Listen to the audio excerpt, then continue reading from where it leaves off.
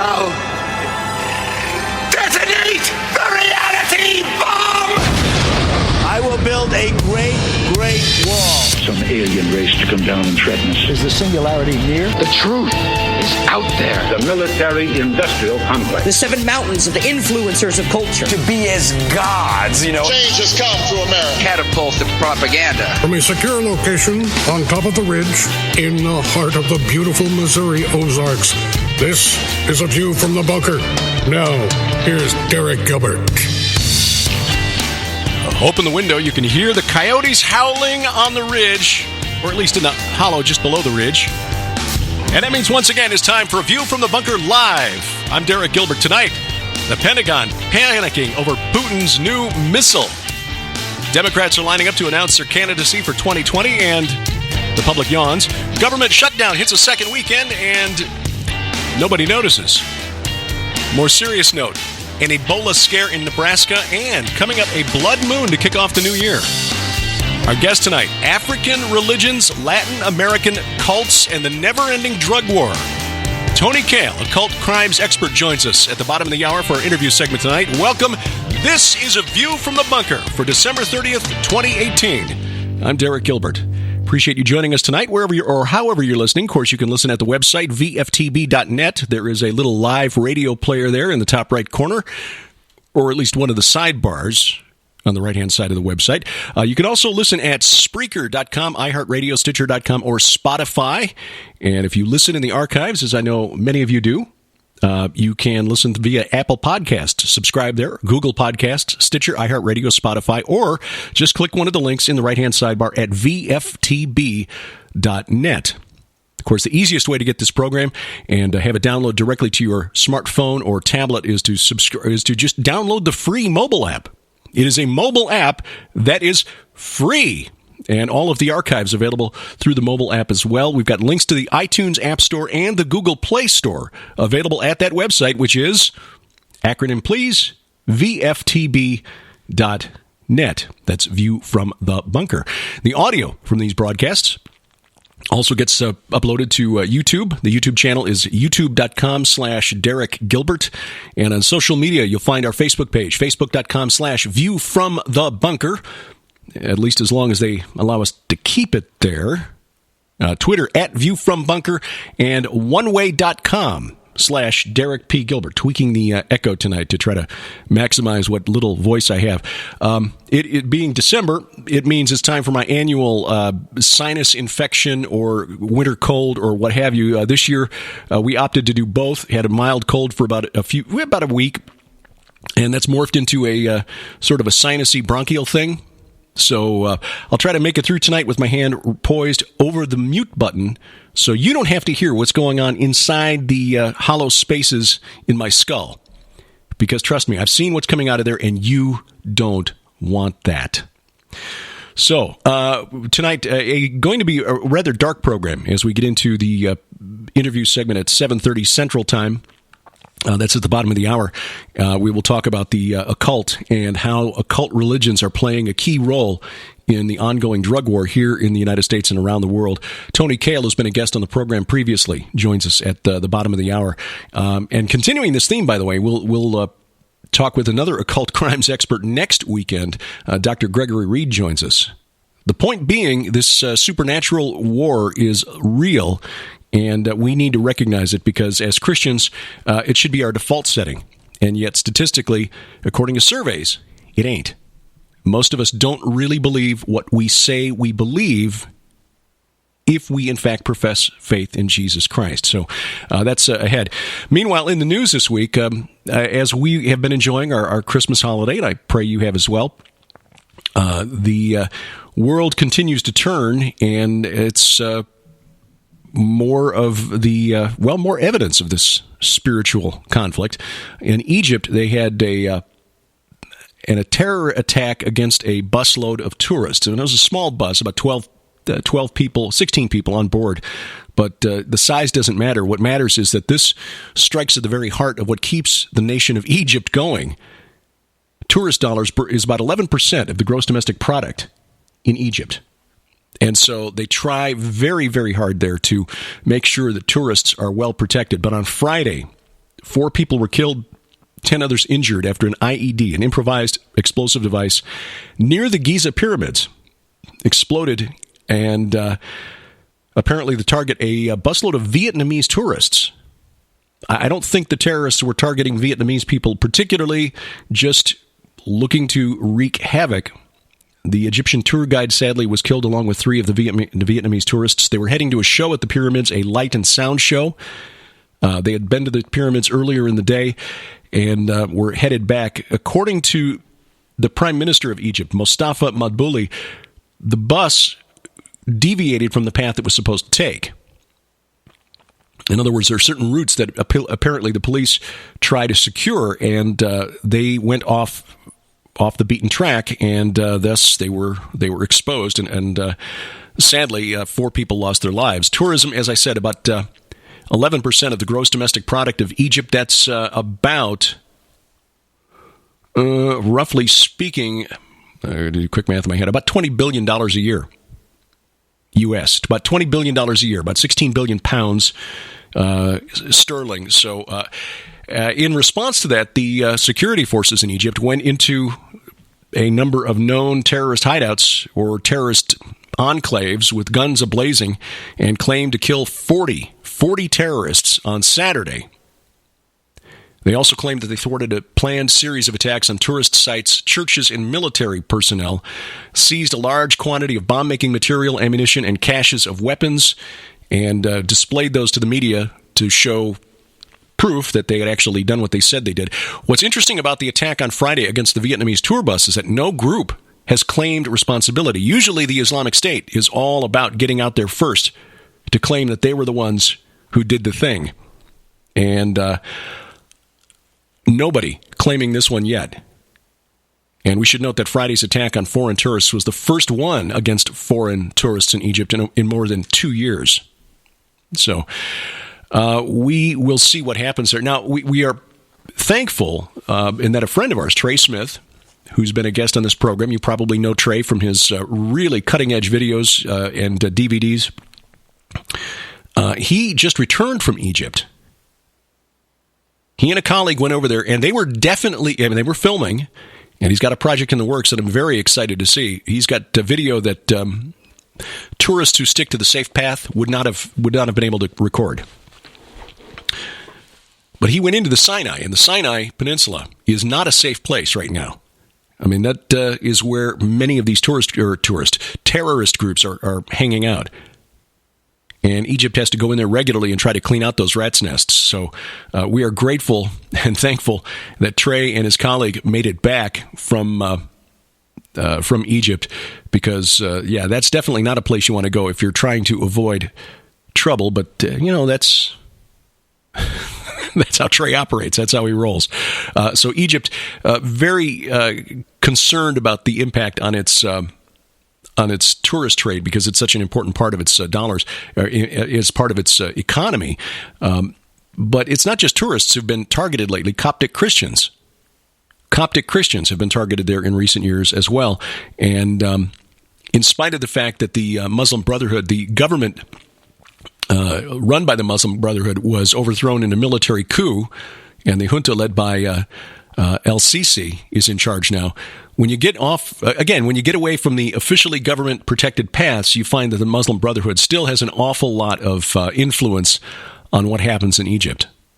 So, would love to see the pyramids someday, but I'm not sure that's something I want to see badly enough to actually go to Egypt to do, which is a sad thing. And sadder yet when you consider the interview from a couple of weeks ago with the scholar and historian Raymond Ibrahim, who, in his book Sword and Scimitar, documents how that whole region was Christian within just a couple centuries of the resurrection. Egypt, northern Africa, most of the Levant, which is Israel, Jordan, Syria, Lebanon, Turkey. I mean, that was all Christian within just a few hundred years. And then come the 7th century, Muhammad, and it is not any longer. Sad. Coptic Christians have been, we here in the West, we talk about, the Great Tribulation. Our brothers and sisters in Egypt, the Coptic Christians, they've been tribulated for the last 1,600 years. because one of the first targets of Islam when it came out of the Arabian Peninsula were those areas that had converted to Christianity first, and that is not a coincidence. The followers of Muhammad, those who came after and brought the jihad out of the Arabian Peninsula, they may not have consciously even been aware of what they were doing, but that's what the principalities and powers behind them were doing. There's some interesting stuff, though, as we talk about that region. We heard about this project when we were in Israel and Jordan back in May, and I'm sure we'll hear more about it when we go back in May. We'll tell you more about that later in the program. The government of Israel and the government of Jordan are working on a project that they've been negotiating for years, and the government in Israel now, after several years of delay and getting ready to approve a joint project to dig a canal that will link the Red Sea to the Dead Sea. Think about that. The Arava, which is the valley, the Rift Valley that extends south from the Dead Sea to the Red Sea, they're going to dig a canal there and bring water from the Red Sea up to the Dead Sea. Now, they signed a deal on this about 5 years ago, but it's been delayed by bureaucracy, financing difficulties, environmentalist objections, which, when you read between the lines, it's, whose palms needed to be greased just a little bit.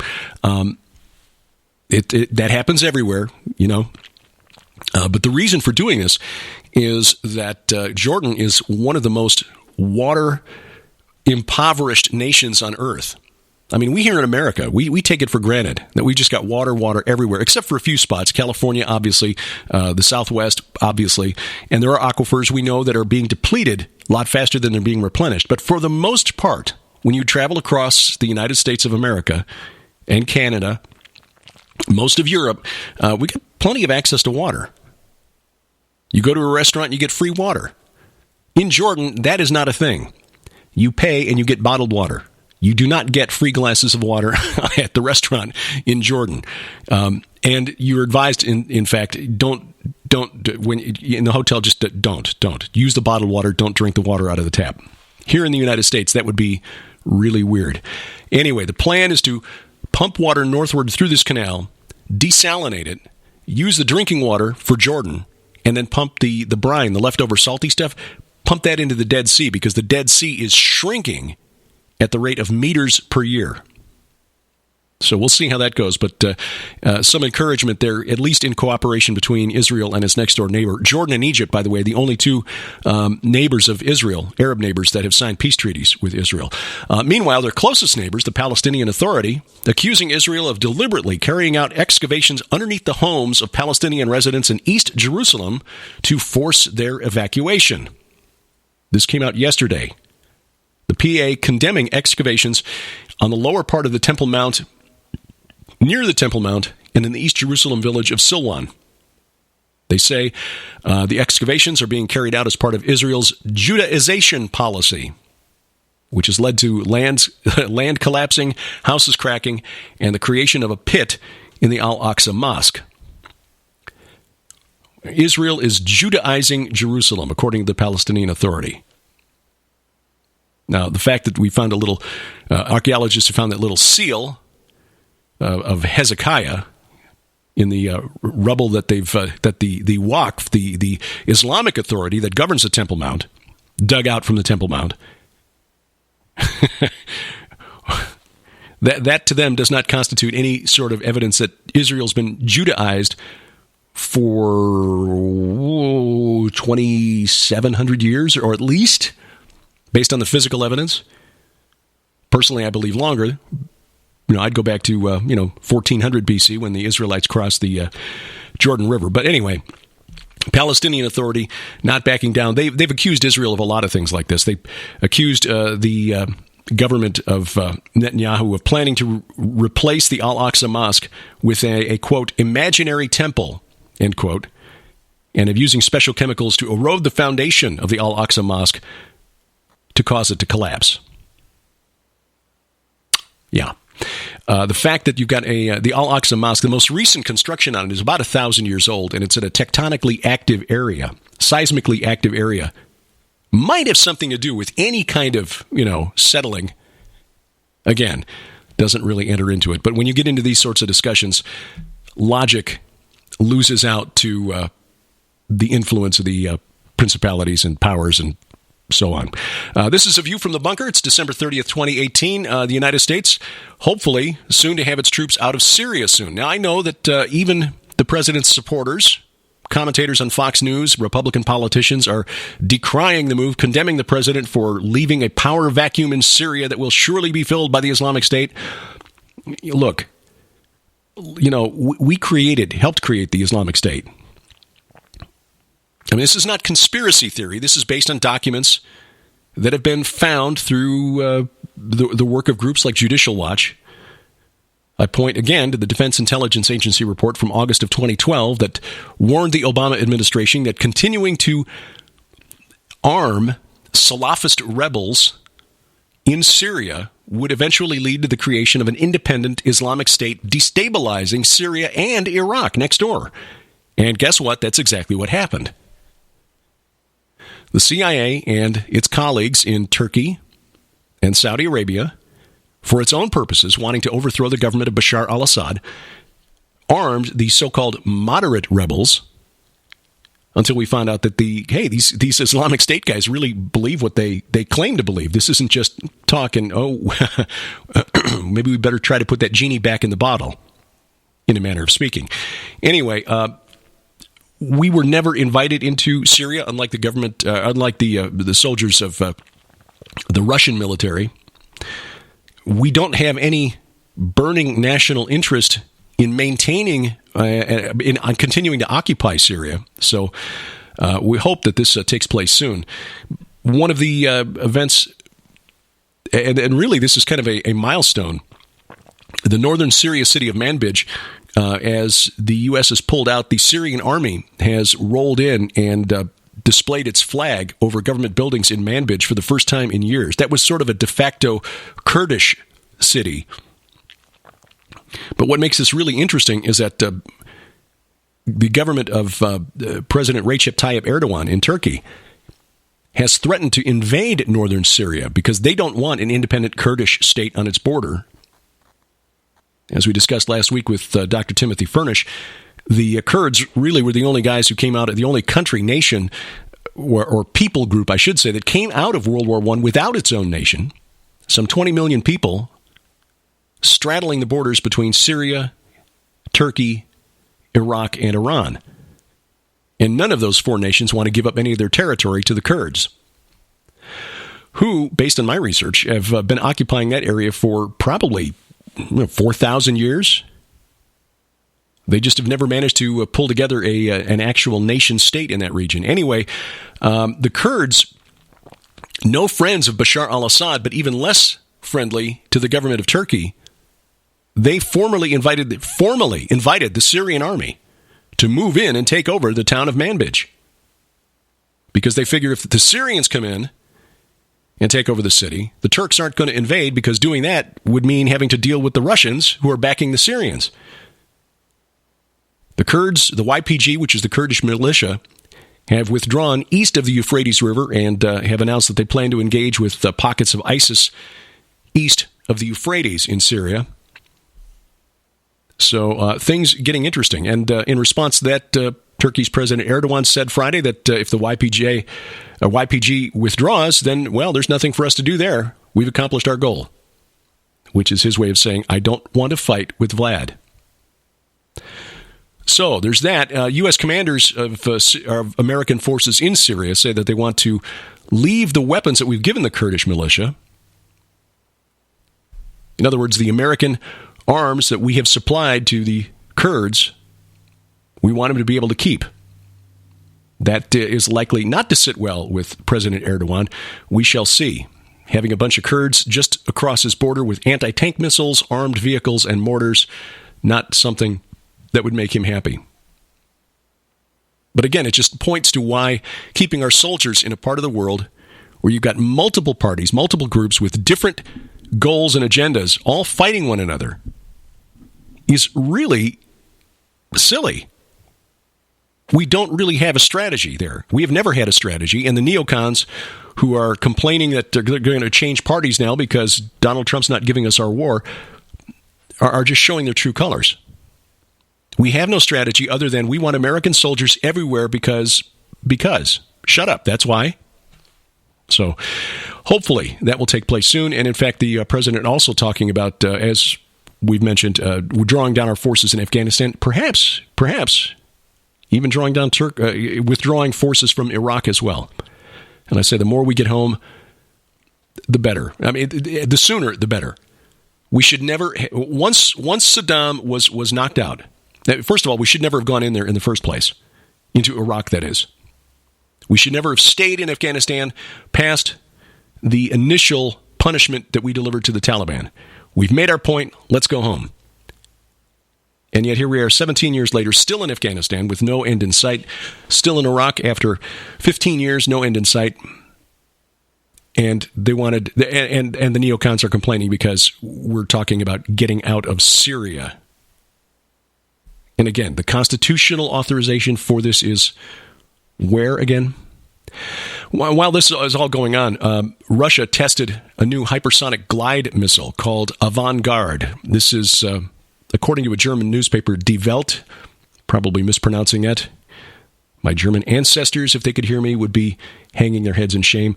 The missile launched from the Ural Mountains Wednesday and successfully hit a practice target in Kamchatka, 3,700 miles away. According to Die Welt, the U.S., NATO, we have nothing to defend against this missile because it just moves too fast. Russia's been working on developing this weapon for the last 16 years, ever since the United States withdrew from the 1972 Anti-Ballistic Missile Treaty and began developing anti-ballistic defenses. Rather than trying to overcome the anti-ballistic missile defenses with a direct assault, let's make better missiles. They came up with a different type of weapon. Apparently what makes this thing unique is its maneuverability. This Avangard missile changes course constantly, changes altitude constantly while it flies through the atmosphere, zigzagging on a path at the target much too quickly for radar and computers tracking the missile to predict the weapon's location and its flight path. According to Die Welt, U.S. radar and NATO anti-ballistic missile systems cannot detect or stop the Avangard, cannot detect it even. And if this isn't bad enough, Russian engineers noted that China has been carrying out similar tests. This is something our friend Lieutenant Colonel Bob McGinnis has been warning about for several years now. He wrote about it in his book Future War and dealt with it in more detail in his most recent book, Alliance of Evil. China and Russia are finding ways to go around the economic advantage that the United States has when it comes to weaponry. And so Pentagon planners and strategists, tacticians, having some sleepless nights after what appears to be a successful test. Again, assuming this is true, we have to bear in mind that anytime information makes it into the media, usually it's because somebody wanted it there. And the question has to be asked, is this true? Followed by the question, who benefits if I believe that this story is true? We shall see. Politics here in the U.S. getting ready to heat up as we cross over into the new year. 2019 is staring us in the face, and that means another presidential election cycle is about to begin. While we're doing this, of course, we're looking around, and the media were telling us that we're entering our second weekend of the partial government shutdown, both Republicans and Democrats blaming the other. I'm not... and maybe it's just because we've been, on holiday here since just before Christmas, but I haven't really noticed. Have you?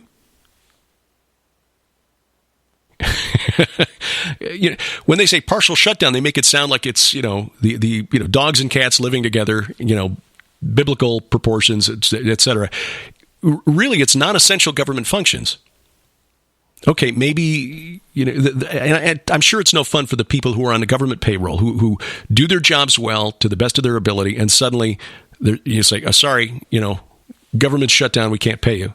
Okay, I've been unemployed often enough and for long enough in my adult life to understand that that's no fun. I'm not mocking that, but it just begs the question, when there's a government shutdown and nobody notices, maybe that means we've got a lot of people on government payroll doing jobs that really aren't that important. You think? Anyway, President Trump threatening to close the border to Mexico entirely to press Congress to give him money for a wall. Republicans really need to fall in with the president on this one. Not just because border security is important, because it is, but because this is one of the things that the president promised he would do. Absolutely promised he would do. I will build a great, great wall. If he doesn't build that wall, his base of supporters will forget it. Okay, you've betrayed us. That's why we elected you, and we're not going to trust you in 2020. If it doesn't get done, the president is sealing his fate. I hate to say it, but I think it's true. I mean, how often will true conservatives here in the United States, who still make up, if not a majority of the population, we're at least the largest voting bloc, I'm convinced. How often are we going to be played like Charlie Brown trying to kick that football? Oh, Lucy pulled it away again. Well, at some point, you just stop trying to kick the football. You go play a different game. So if President Trump and the Republicans want to hang on to the White House in 2020, I mean, even if that's their only motivation, I mean, really their motivation should be, hey, let's protect the American people. And there is documented proof that walls actually work. I mean, Israel is proof of that. But yet Republicans need to fall in behind the president here. As we mentioned, the Democrats lining up to throw their hats in the ring. So far, it looks like the main candidates, according to NBC News, the first ones out, Senators Elizabeth Warren, Kamala Harris, and Cory Booker. As Pat Buchanan says, and the older I get, the more I realize Pat Buchanan is right about a lot of stuff. I mean, I remember when he ran for president back in 92, and I got a chance to tell him in an interview back in 2006 that he scared me. Scared me into voting for Bill Clinton, I'm ashamed to say. But anyway, but the older I get, the more I realize Buchanan was right about a lot of stuff. And I think he's right about this. Harris, Booker, and Warren, none of them have the gravitas to get elected president. Now, I thought that about Barack Obama back in 2008, but we'll see. But Buchanan, in his most recent column, backs this up with a USA Today study showing that the two candidates that Democrats, self-identifying Democrats, are most excited about in 2020, even though it's 59%, almost 60% of Democrats say they would be excited about someone entirely new leading the party in 2020, but the two candidates who get the most favorable responses in polls, who are you most likely to vote for president in 2020? Joe Biden, 76-year-old white guy. Coming in second, Bernie Sanders, 77-year-old white guy. Does not speak well for the Democrats' chances in 2020.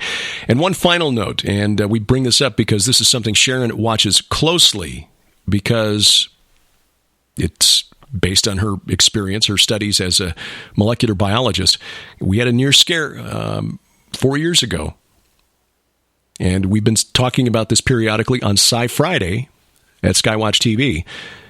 Nebraska, Omaha, Nebraska, an American who was providing medical assistance in Congo, the Democratic Republic of Congo, where they've got the longest running and now, I think, deadliest or second deadliest outbreak of Ebola in that country's history, may have been exposed to the Ebola virus. And he's now being watched at the University of Nebraska Medical Center in Omaha. This was confirmed yesterday, Saturday. This person's in a secure area, not accessible to other patients or the public. The person arrived there Saturday afternoon, says he's not ill, has no Ebola symptoms, but will be monitored for up to 2 weeks before he's released. The medical center there at UNL has a dedicated biocontainment unit and treated 3 Ebola patients during the outbreak in 2014. But again, this just is a reminder that with travel being as easy as it is, all it takes is for one person who's not showing symptoms to show up at an international airport. And this disease, which in the current outbreak is extremely high mortality rate. I don't have the numbers in front of me here, but it's extremely high. I mean, Spanish flu was about 5%. This was running, I believe, at about 60%, almost 2/3. So all it takes is one person getting on a plane and crossing an ocean with travelers from all over the world, and suddenly within a week or two, you could have this anywhere. So we pray that this person does not actually have the disease and that this virus was not spread anywhere, but we'll keep an eye on this. Again, this is a a situation that Ebola's that the Congo, Uganda, and other nations there, West African outbreak of 4 years ago has been. We've dodged a number of bullets here in the West. Folks in Africa not nearly so blessed when it comes to this particular outbreak. But again, medical center in Omaha, Nebraska, tracking somebody who may have been exposed to the Ebola virus. We'll keep a watch on that. Coming up, what role do cults play in the long-running war on drugs? Tony Kail, author of Narco-Cults, joins us next. I'm Derek Gilbert, and this is A View from the Bunker.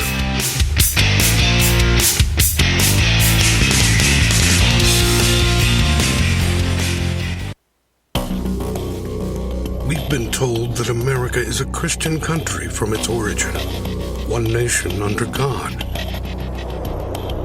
We've been taught that our government is for the people, by the people. But what if it's all been just a grand deception?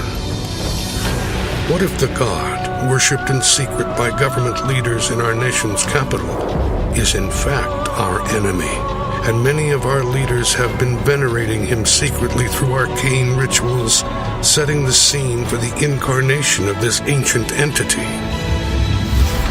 They used the powerful energy of ninth-degree sex magic, through which the goddess Babylon herself might appear in human form. What if everything we thought we knew about this great nation was designed to bring about the greatest conspiracy of all time? A conspiracy for the souls of humanity. What if I told you that America was founded by the darkest elite secret societies, and that there are still powerful remnants controlling hands in high positions, carrying this torch? Dr. Thomas Horn, William Ramsey, Russ Dizdar. It's like God ripped open Hell's Kitchen and said, hey, here's some of the sequence of satanic evolution.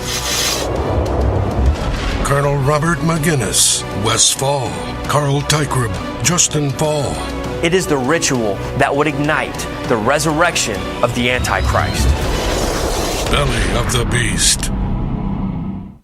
The holidays are rapidly approaching, and now's your chance to save big on the largest TV giveaway of the year. Skywatch TV is proud to announce the Belly of the Beast Grand Giveaway. In the brand new documentary, Belly of the Beast, you'll discover for the first time why a Bible is bound in a magic square inside the testes of the Washington Monument, where and why a buried ancient magical obelisk awaits underground nearby, where the entrance to a secret crypt exists connected to American Lucifer worship from within the deep state, and for the first time ever, the U.S. government-owned location where the Antichrist will be resurrected on American soil. When you order Belly of the Beast from Skywatch TV, you'll also receive Lady Queensborough's celebrated original 1933 Occult Theocracy 2-volume collection, beautifully republished by Defender Publishing. These books are classic exposés on the secret societies, from witches to Knights Templar, Freemasons to Rosicrucians, Druids to the Illuminati, Masonic and pagan symbols, Christian Science, the Order of the Jesuits, and so much more. Dr. Thomas Horn says no serious researcher's library is complete without this massive 2-volume collection. These 2 books alone hold a retail value of $80. Yours now, free when you purchase the Belly of the Beast Grand Giveaway. But we're just getting started. You'll also receive a gargantuan supply of brand new, super quality, overstock gift books, DVDs, audio sets, survival and organic living books, and more to add to your library or to give away as gifts this holiday season. Sold separately, this grand giveaway holds a retail value of over $350. Yours now for your donation of only $35 plus shipping and handling. So don't delay. This avalanche of holiday gifts is perfect for the serious researcher in your life, but is only available while supplies last. So take advantage of this, the largest Skywatch TV giveaway of 2018, while you can when you order the Belly of the Beast Grand Giveaway, now at the Skywatch TV store. Order online or call 1-844-750-4985.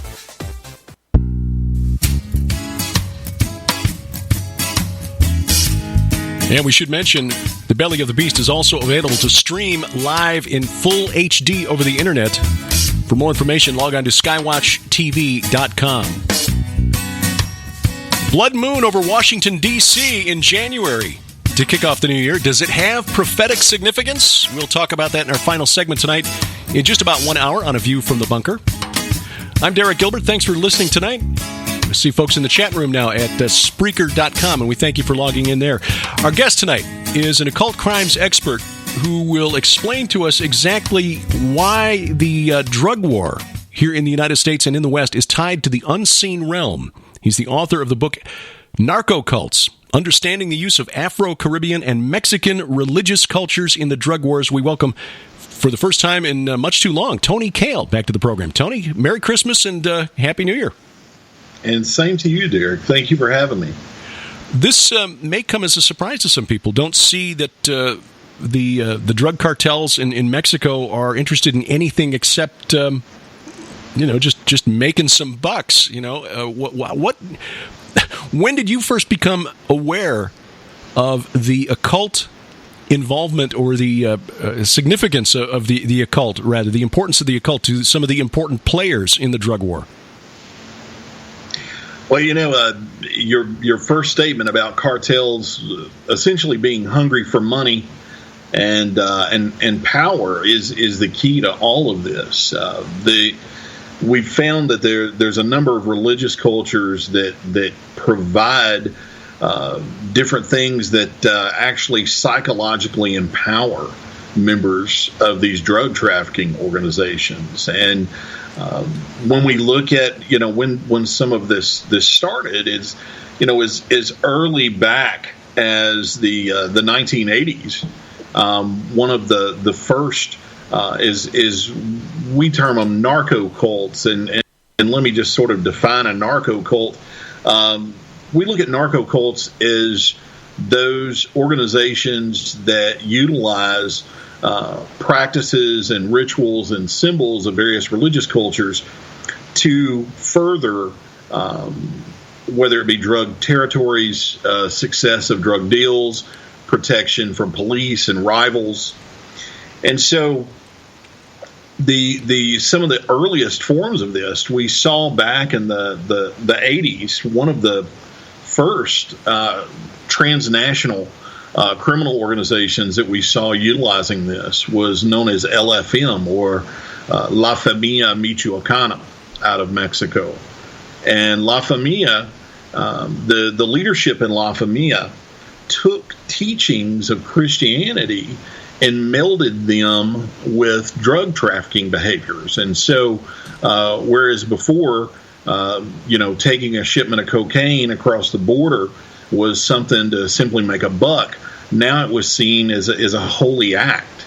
Wow. And as this started developing, the Mexican police, one of their initial sort of just shocking events with the La Familia came when a group of men entered a disco in Mexico and opened a bag full of severed heads. And there was a banner inside the bag that spoke of how La Familia was performing what they called divine justice.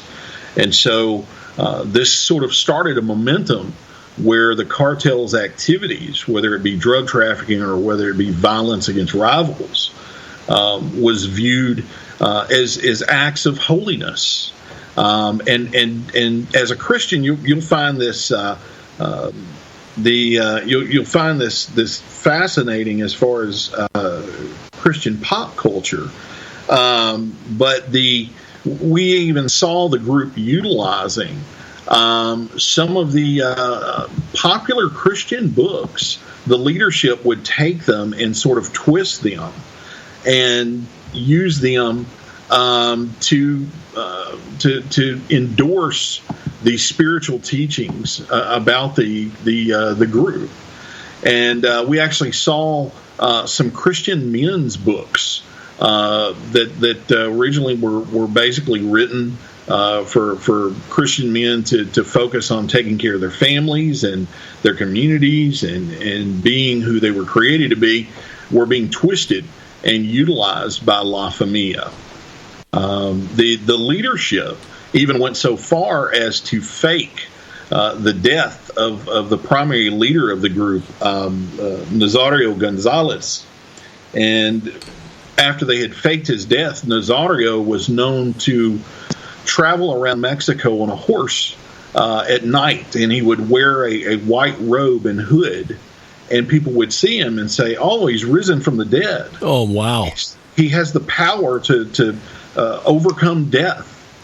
And in fact, Nazario became a folk saint throughout Mexico, and there are actually shrines dedicated to him, where they believe that he was this holy figure. And he even produced sacred scriptures and various rituals for the group.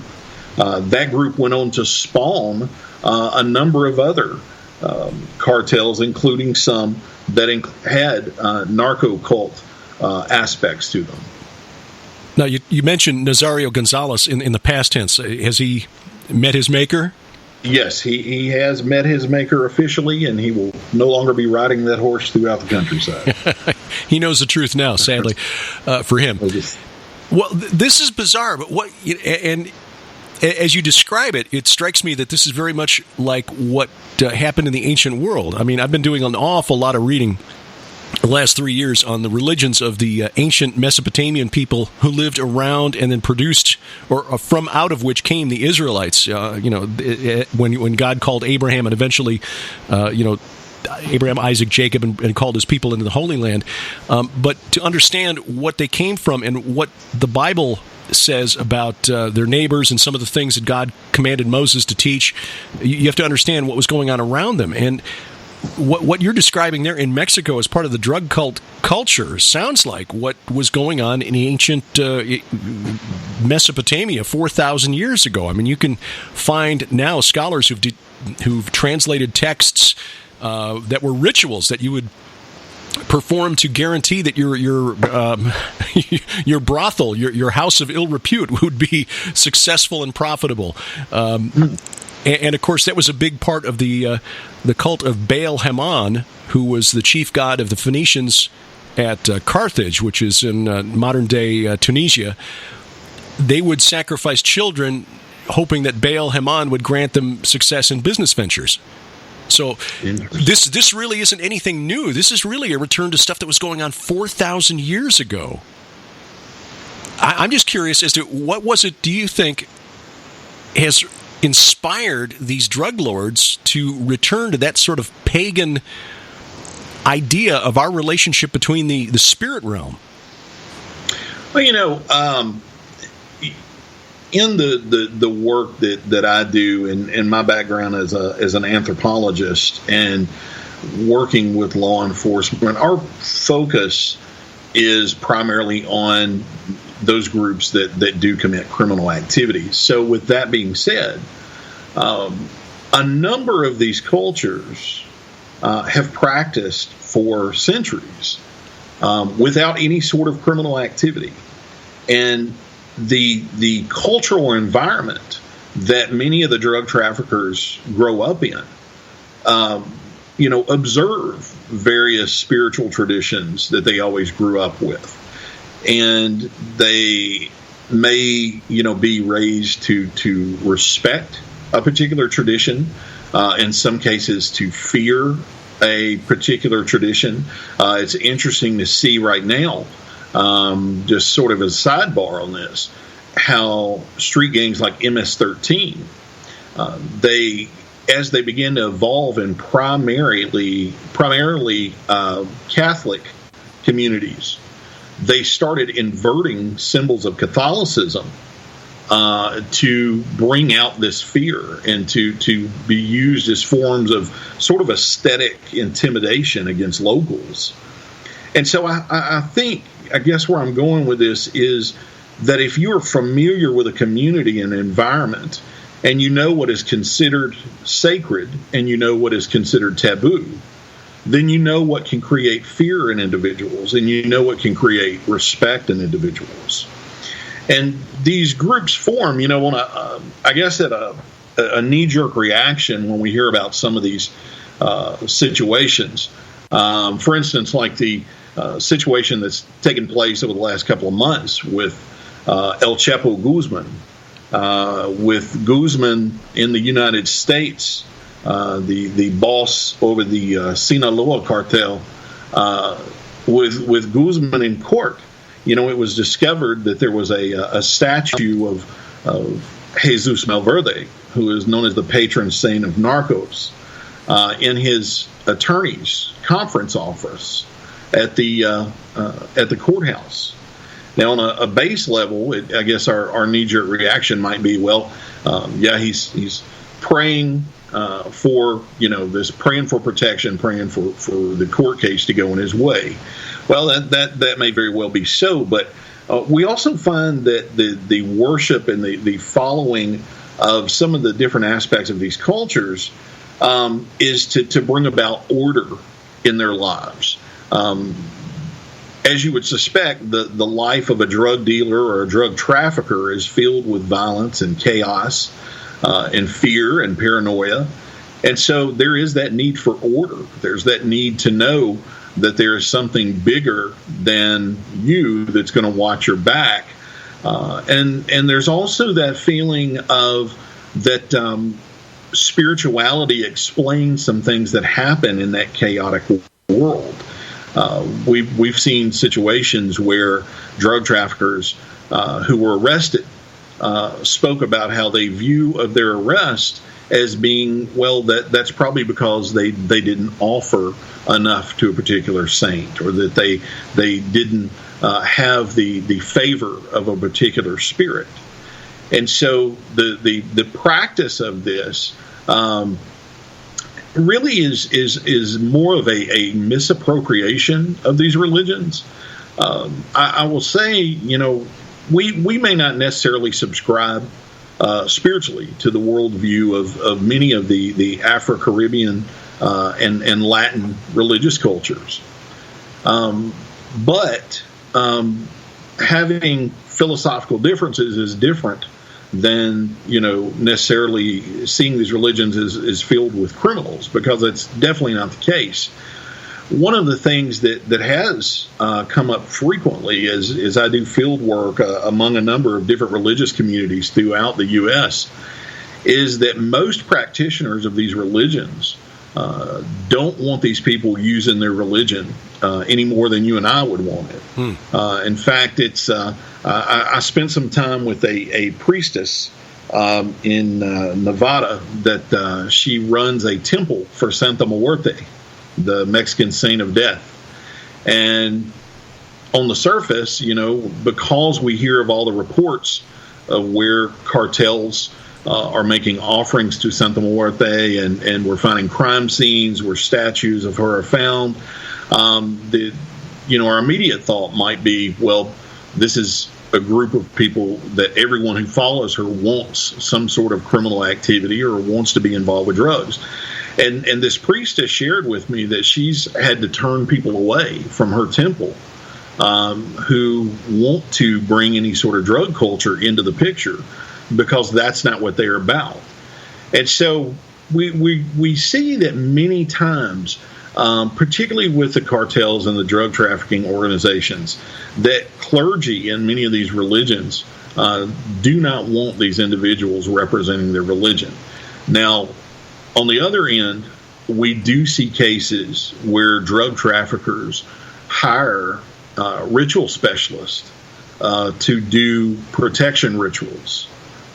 We had a case out of New York that we were working on where a Santeria priest, Afro-Cuban religion of Santeria, a high priest of Babalawo, was actually blessing shipments of drugs for a particular drug cartel. Now, I will tell you that the priests and priestesses that I've dealt with over the last almost 30 years now in this field would be repulsed and shocked that someone is calling on their particular deities for this kind of work. So it's definitely an appropriation of this culture. It's not the norm.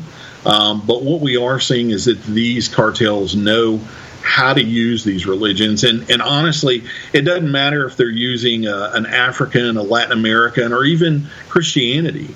That is merely the tool for control and order and manipulation.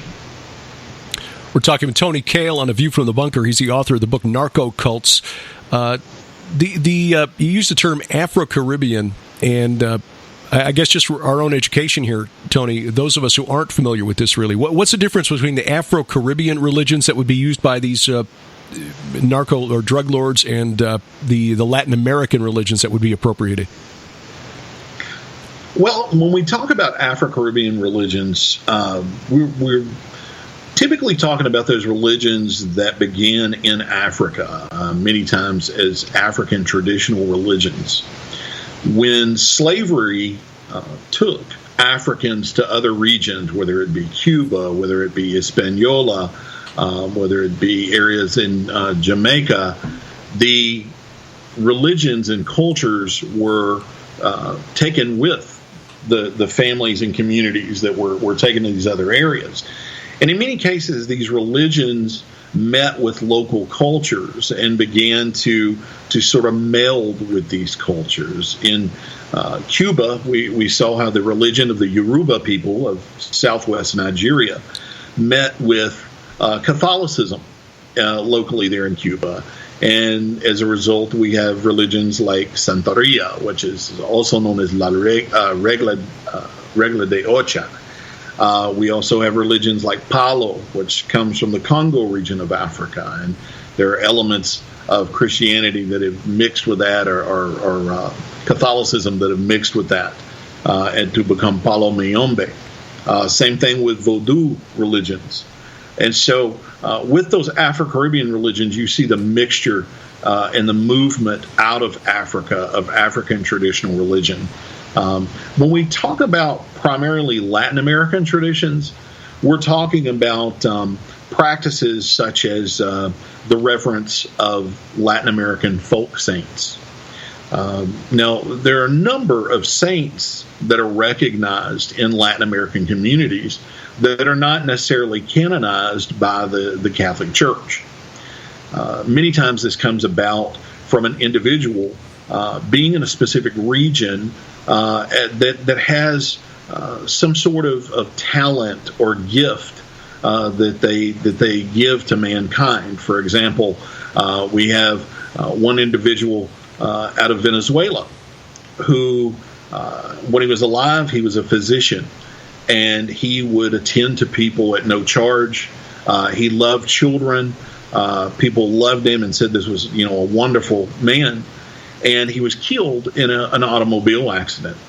After his death, the doctor was essentially not necessarily deified, but put into a place as a spiritual figure by the local community.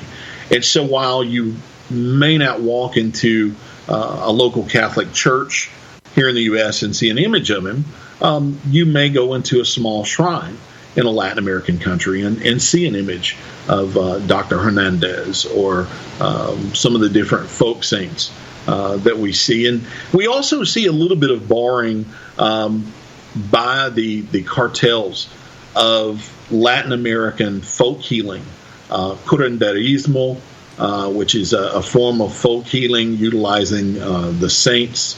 We also see Mexican witchcraft, known as brujeria, being appropriated by the cartels as well. So that's sort of the differences between those two cultures. It's interesting as you describe the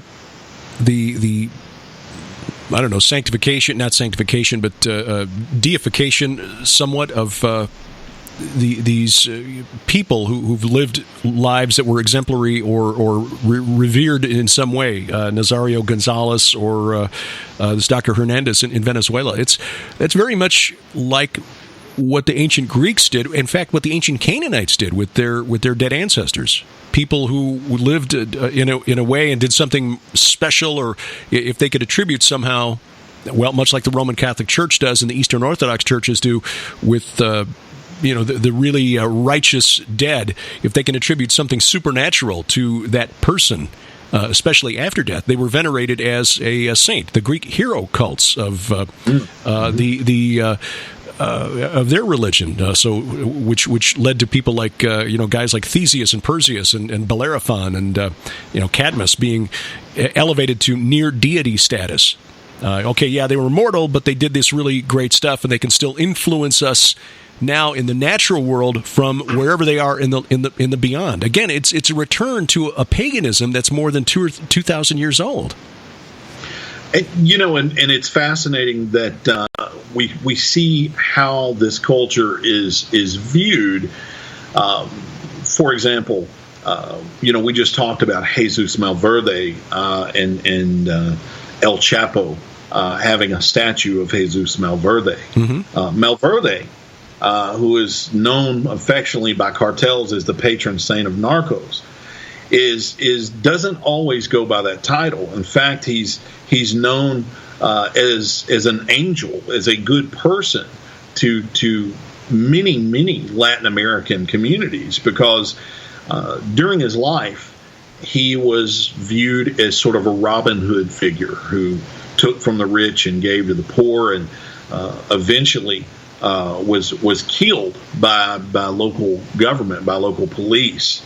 And so, much like other folk saints like Santa Muerte, these images are viewed as spiritual entities that will listen to the downtrodden, that will listen to those who are not necessarily accepted by mainstream society, be you a criminal or impoverished.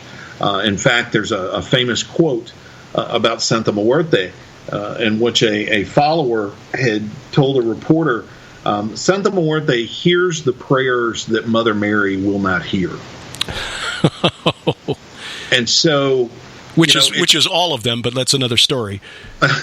Well, it's interesting to see how someone like Jesus Malverde, who is carried by a number of communities that aren't involved in narcotics trade, see a spiritual assistance from this particular figure for things like a job or restoration of family, or the need for food and the need for shelter, and then the flip side, how the cartels view it as following those particular folk saints for power and territory. One of the big ones right now among a lot of the drug traffickers is St. Jude. Patron saint of lost causes. Patron saint of lost causes, because many traffickers see St. Jude as taking care of lost causes involving criminals in the drug trade. And while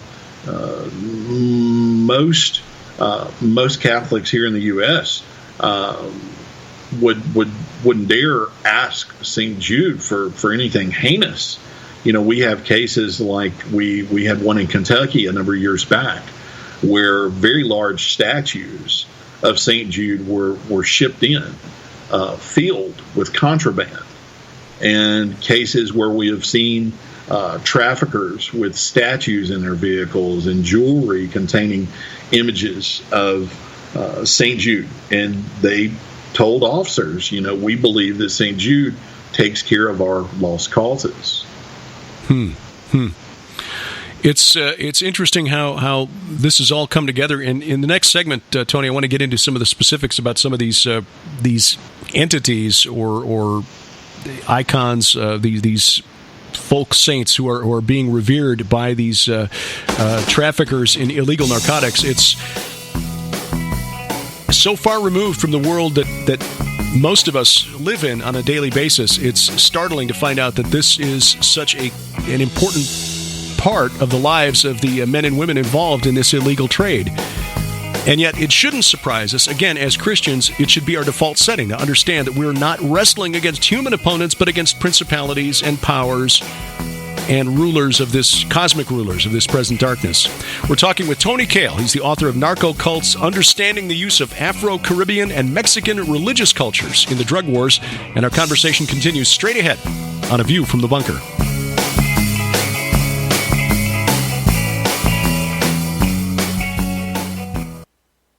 Jack the Ripper's dark deeds actually began long before 1888. And it wasn't a mere man who committed the crimes, but a demon in league with devilish men, a group of men called Red Wing. Only one small group of valiant men and women stand against this evil, a group that place their faith in Christ alone, and they protect a secret of blood that Red Wing hopes to use to usher in the reign of Antichrist and the end of day. Red Wing is called Red Wing because they want to kill the church. They want to forever stop Christ from coming back. So it's the Holy Spirit, the dove, with a murdered, has been slain, a wounded dove. Ultimately, we still have to remember that the one who is in control is God Almighty, and we have to go to Him, and we have to suit up every time we go out. The Red Wing Saga by Sharon K. Gilbert. Book 1. Blood Lies. Book 2. Blood Rights. Book 3. The Blood is the Life. Book 4. Realms of Stone. And coming soon, Book 5. Realms of Fire. Available at SkywatchTVStore.com. And paperback and Kindle at Amazon.com. Characters you'll love and a story you can't put down. The Red Wing Saga by Sharon K. Gilbert. A new take on the prophesied war of Gog and Magog. Forget about Russia coming from the uttermost parts of the north. The enemy foreseen by the prophet Ezekiel is so much bigger and so much older. It's Last Clash of the Titans by Derek P. Gilbert, a #1 new release in Amazon's Christian history category. Last Clash of the Titans breaks down step by step how Greek mythology grew out of Canaanite religion, why the old gods of the Greeks, the Titans, were the watchers who descended on the summit of Mount Hermon, and why the Titans will return from the abyss for one final battle against God, Armageddon. Last Clash of the Titans, backed up by peer-reviewed academic research. Tom Horn calls this book stunning. Last Clash of the Titans, the second coming of Hercules, Leviathan, and the prophesied war between Jesus Christ and the gods of antiquity. Get it as part of a special offer at SkywatchTVStore.com and available now in paperback and as a Kindle ebook at Amazon.com.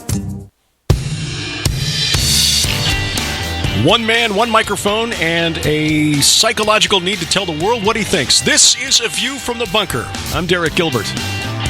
Coming up next week, we continue with this theme, talking about the influence of the occult on crime. Satanic panic was not, was not fake news.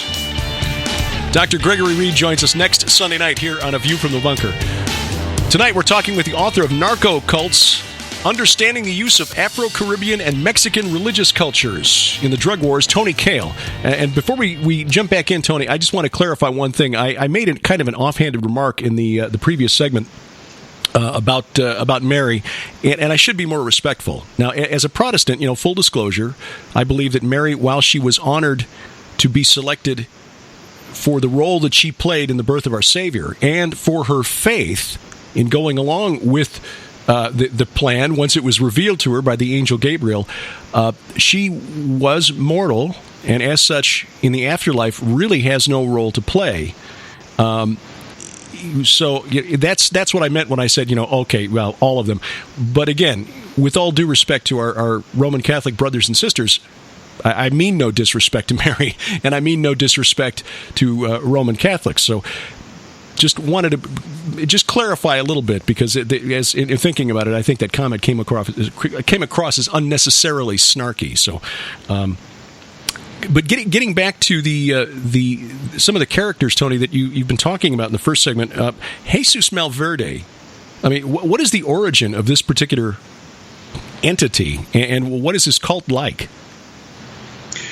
Well, Jesus Malverde is honored by individuals in most of the we typically see the narco-cults fall into one of four categories. There are different categories regarding the structure and the clergy and the social structure of the group. But typically we see Jesus Malverde being appropriated by those in what we call individualistic cults. And these can be a cult of one or a cult of two. The reason we look at this in this particular framework is that drug traffickers don't necessarily have to have any sort of clergy to approach this particular spiritual personality. And we primarily see Jesus Malverde being called upon by individuals as opposed to, say, a structured group with a priest or a priestess. Jesus was originally a historical figure that academics believe that Jesus actually could be the combination of two historical figures in Mexico, and it sort of culminated into this single mythology. But again, the belief is that this particular individual was a bandit that actually had good intentions and was good to people. And so, we find that there is, in fact, there's a very large shrine to Malverde in Mexico where many go. And the shrine to Malverde is filled with photographs of different drug traffickers, different non-drug traffickers, individuals who believe that Jesus has performed miracles for them. And so Malverde, much like some of the other Mexican folk saints, is called upon typically by individuals as opposed to, say, an organized group. And that makes the functions of these folk saints very accessible.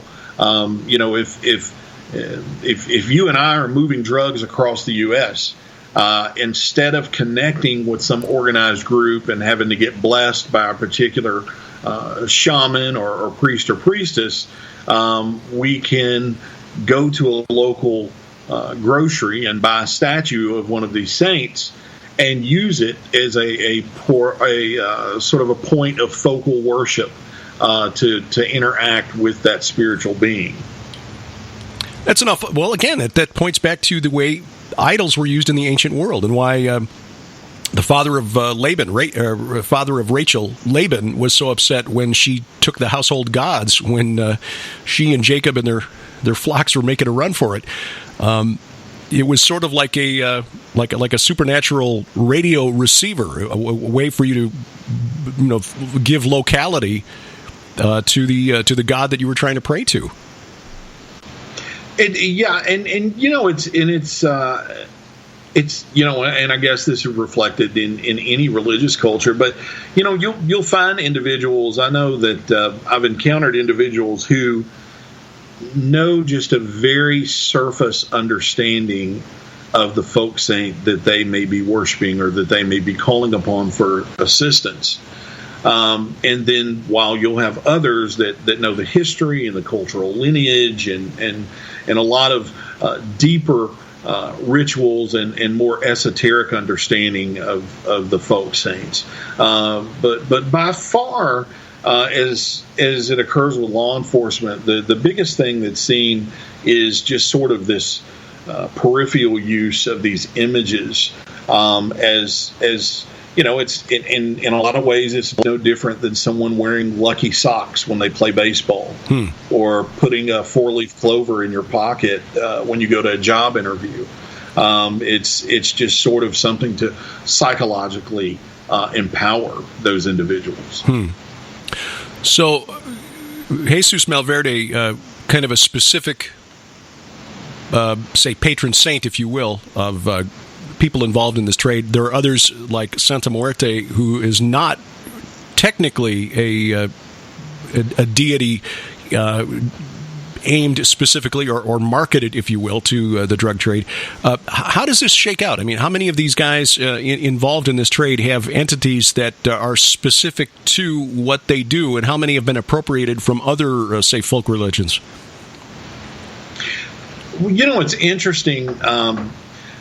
There may be, there are specific folk saints that are known colloquially as being able to give aid in specific situations. For instance, in Venezuela, there is a group of saints known as the Criminal Court, or Corte Malandra, and the different saints are made up of robbers, of thieves, of murderers, and it's believed that part of the population believes that you can call upon these saints for protection from these criminal types. The other elements, criminal elements, believe that you can call upon these saints for protection of malevolent activities. And we see the same thing in a lot of the Mexican folk saints. For example, we've seen Our Lady of Guadalupe used primarily or called upon primarily by non-criminals and as a symbol of hope. The flip side, we have seen criminal elements call upon Our Lady of Guadalupe for protection of criminal activities. What I find interesting as an anthropologist is when you talk to practitioners of these different cultures, one of the points that is stressed is that deities and saints have ethics too. In their spiritual worldview, calling upon a particular spirit to do something negative, if that particular spirit has a positive personality or is known for positive acts, is only seen as bringing down the wrath of that particular spirit. I'll give you an example. In Afro-Cuban Santeria, one of the more powerful African deities is known as Ochosi. And Ochosi represents in some communities the god of the hunted, or the saint of the hunted, and this parallels back to when African slaves would break free from their captors. They could pray to Ochosi for protection. The bad thing is, and Ochosi also has an element of justice related to this particular deity. Well, we've found cases where drug traffickers have nailed up icons of Ochosi because they believe, well, if Ochosi protects you from someone who is hunting you, then definitely they'll protect us from the police who will be hunting us. And then you'll talk to a practitioner and they'll tell you, oh my goodness, those people are foolish. They're going to bring down the wrath of that particular deity because that is not what Ochosi is about. That is not what that particular deity is about. So it's fascinating to see those cultural views on how these images are used. And there are a lot of practitioners of Santa Muerte who will tell you that once people start calling upon her for nefarious deeds, that that there's a price they'll have to pay to her, whether that be spiritually or physically.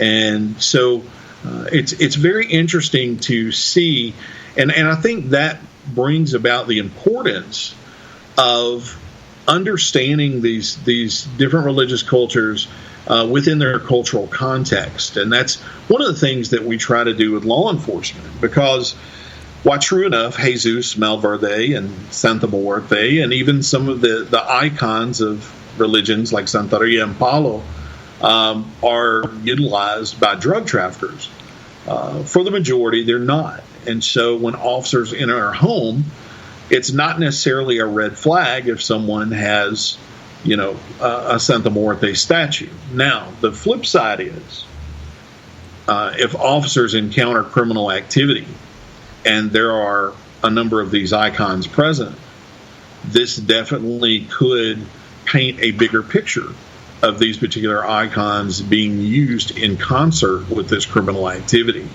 whether it's to protect the criminal activity, to further the drug operation. We've seen a number of cases. We had a case involving an individual who, it was interesting. There was a search warrant performed on a residence, and in this particular individual's house, they found a lot of black tar heroin, and it was placed actually behind a shrine to Jesus Malverde. And so when investigators were questioning this individual, they were asking him about, Jesus and some of the different folk saints, and the individual claimed, I don't know anything about this folk saint stuff, and I don't know anything about that. When he appeared in court, he walks in the courtroom, and he's wearing this huge amulet with St. Jude on it. and of course, the prosecutors were like, so you know nothing about these saints, do you? And so it's fascinating to see how these different cultures are being appropriated by these elements. Tony Kail is our guest on A View from the Bunker. His book is Narco-Cults, Understanding the Use of Afro-Caribbean and Mexican Religious Cultures in the Drug Wars. How does these cults, these belief systems affect their activities? Does it make them bolder? That's a great question. I mean, does it make them bolder? You mentioned, in fact, in the first segment, and maybe we should expand on that a little bit, that to some of them, they've actually turned some of these activities that we would consider criminal into sacred acts. Like I actually took a note of this phrase because it sounds like the title of a really bad pulp fiction novel, Bag Full of Severed Heads. Yes. I mean, what do these belief systems prompt them to do that they might not otherwise do? That's a great question. One of the things that we see is it affects the behavior of traffickers in many different ways. For instance, you may have a trafficker that visits a particular shaman or priest or priestess on a regular basis that may not necessarily would have done that before. Maybe they're doing that, for protection of those criminal activities. As far as how would it affect criminal activities, we've seen in a couple of cases in Mexico where there have been offerings of individuals as part of this spiritual work. One of the drug trafficking organizations that splintered off of La Familia Michoacana is known as Los Caballeros Templarios, or the Knights Templar cartel. And the Templar cartel actually was headed by a former school teacher who basically took aesthetics and symbols and rituals and things that he could take from literature about the authentic Knights Templar out of Europe, and he sort of mixed it much like La Familia did. And so one of the quote spiritual acts of the Templarios was to do public beheadings, and they would hang victims all over town, and they would put banners up about how these were basically acts of cleansing the community. And so, we see there's more this focusing on terminology of spiritual things, of cleansing a community, of people paying for their sins, and as this becomes intertwined, we really see some dangerous combinations. There's evidence that one of the most violent cartels, Los Zetas, well known for their violence in Mexico, that in some of their training camps, that they are actually teaching classes in performing specific rituals to spiritual personalities like Santa Muerte, and offering victims to Santa Muerte. And so we're seeing this empowerment, and that is changing some of the behavior of some of the traffickers. Gives them a little more courage than they might otherwise have. Absolutely. Yeah, and also an alternate system of values and what is considered moral behavior than one would get from just a straight reading of the Bible. One of the things, Tony, made me comment on this and how this might motivate them, as with the ancient world and the pagans around ancient Israel, it seems that all of these narco religions, these narco-cults, involve having to bargain with these entities for their favor. If I offer you this, then hopefully Santa Muerte will give me this, or Jesus Malverde will give me that. We see these pictures on the web of these shrines to Santa Muerte with little offerings of cigarettes or alcohol or what have you, which really is not. I mean, that's not the God of the Bible.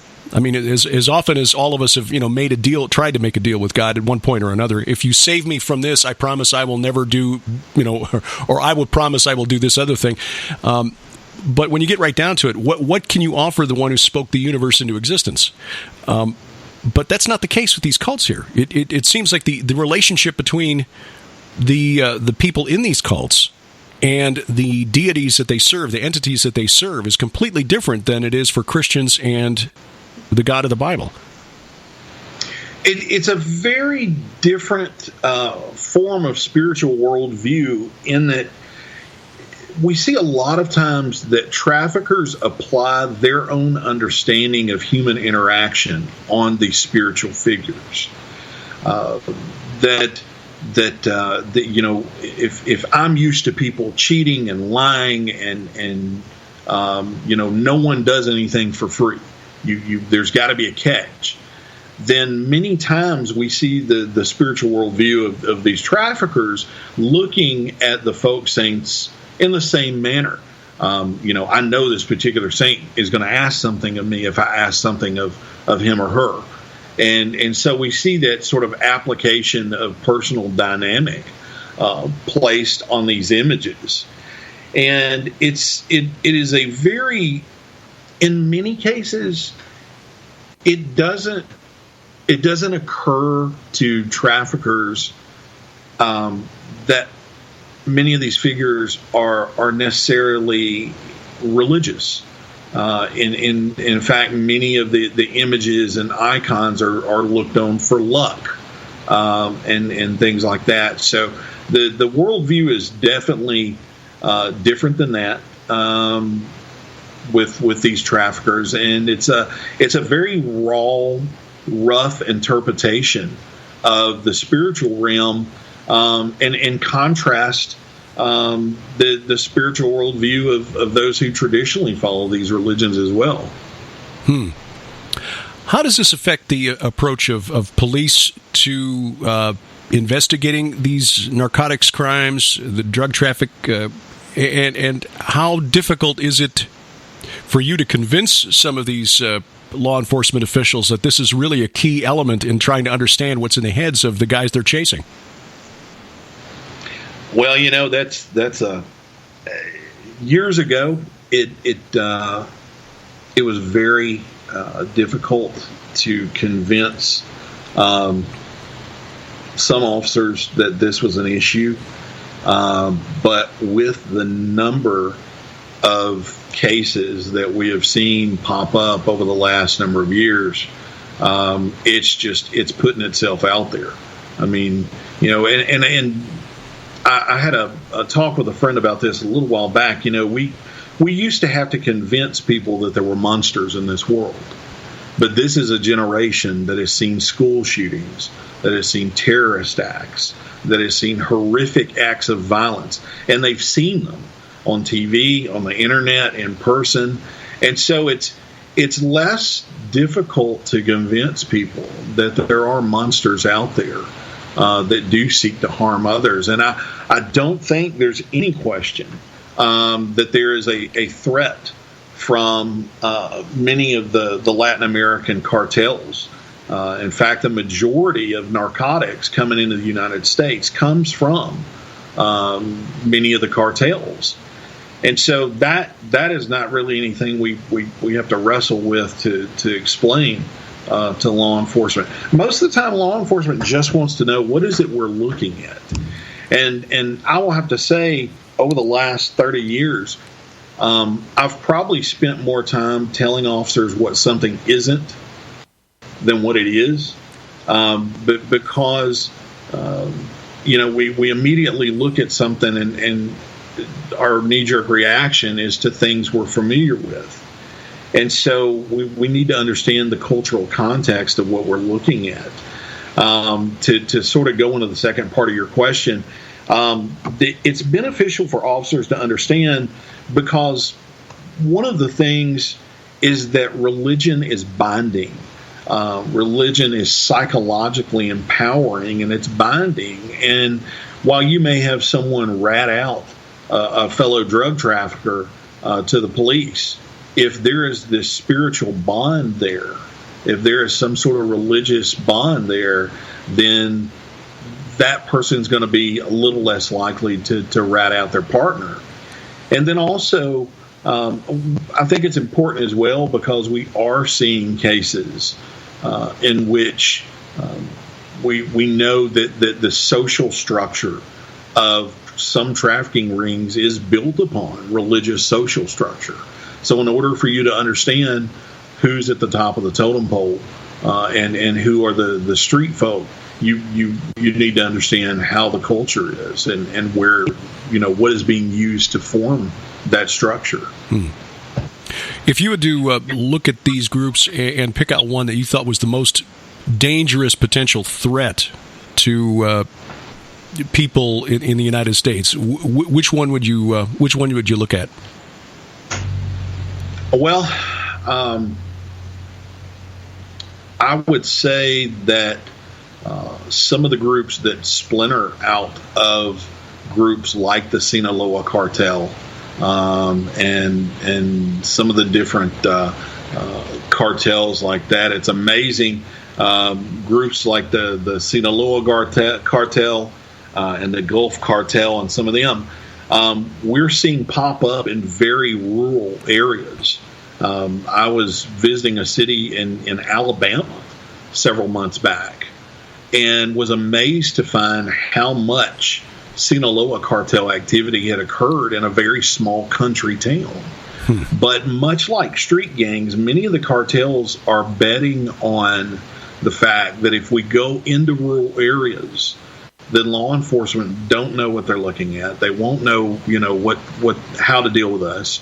And also, these are new fields for enterprise. These are places where we can start distributing where we hadn't before. The whole problem with drugs in Chicago right now, the heroin trade in Chicago is being blamed on El Chapo.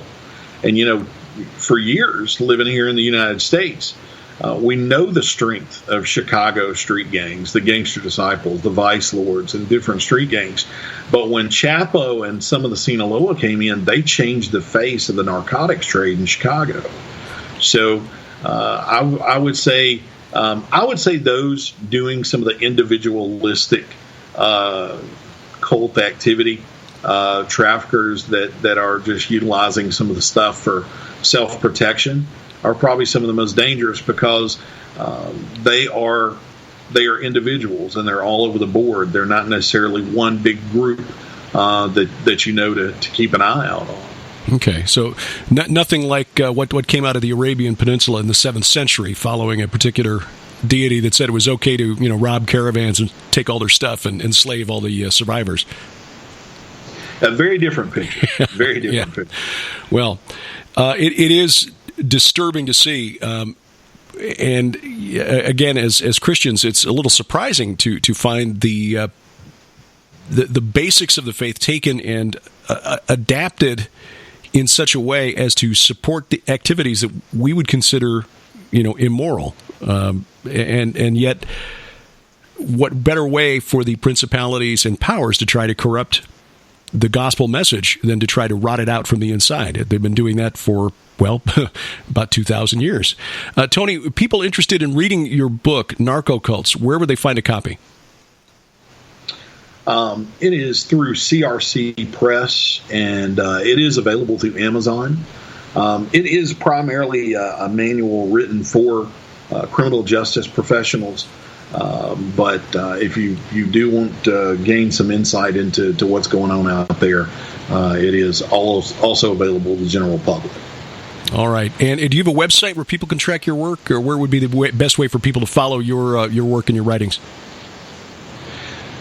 You can actually go through our organization's website, and that is symbolintelligence.com. Okay. And they can reach me at Kail, Kail, at symbolintelligence.com. All right.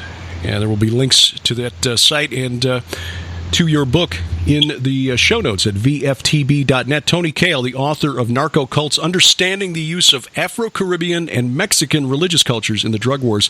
Tony, fascinating conversation. I know we only scratched the surface, but we'll have to do this again. Absolutely.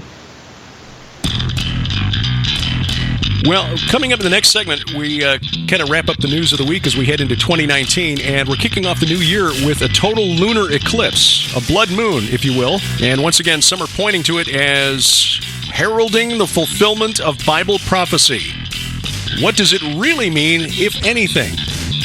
That's straight ahead. I'm Derek Gilbert. This is A View from the Bunker.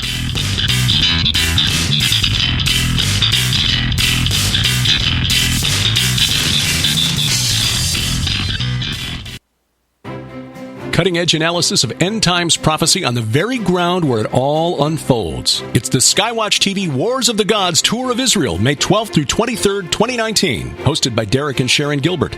And Pastor Carl Gallups, best-selling author of Gods and Thrones and Gods of Ground Zero, Messianic Rabbi Zev Porat of Messiah of Israel Ministries, and filmmakers Justin and Wes Fall, producers of the Hollow Earth Chronicles. This is a once-in-a-lifetime tour of the Holy Land from Mount Hermon to the Dead Sea. You'll walk in Jesus' footsteps on the battleground of the supernatural war, with preaching and teaching along the way.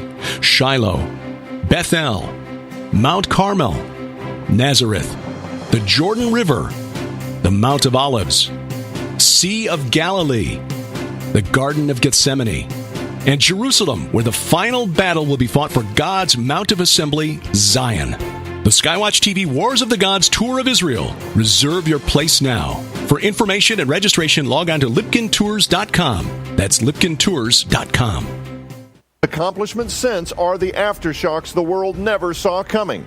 Even while President Trump has had to war against dark forces who aim to obstruct and ultimately impeach him, his seismic impact on culture and faith in America is undeniable. Skywatch TV is proud to announce the Trump Aftershock special offer, featuring the new book by best-selling author Stephen E. Strang, Trump Aftershock. In Trump Aftershock, you'll learn how Trump's agenda aims to combat the media's fake news war with the president, address the surge of illegal immigration, expose the deep state and the agenda of former President Obama, strengthen ties with Israel, find lasting peace in the Middle East, and so much more. When you purchase Trump Aftershock from the Skywatch TV store, you'll also receive God and Donald Trump by Stephen E. Strang. The 2016 presidential election was perhaps the biggest political upset in American history, and still has many Christians and Americans contemplating the possibility of a divine connection between God and Donald Trump. Now you can understand the answer to that question and so much more in the must-read book that reaches far beyond politics and into the redeeming frequencies that America surely needs in God and Donald Trump. Sold separately, these items hold a retail value of $44. Yours now for your donation of only $30 plus shipping and handling. These two books will cut through the media noise and reveal what they won't cover, while objectively helping you understand what our nation's most unlikely and unconventional president has accomplished thus far, and what you can expect looking forward. The Trump Aftershock special offer, available now at the Skywatch TV store. Order online or call 1-844-750-4985.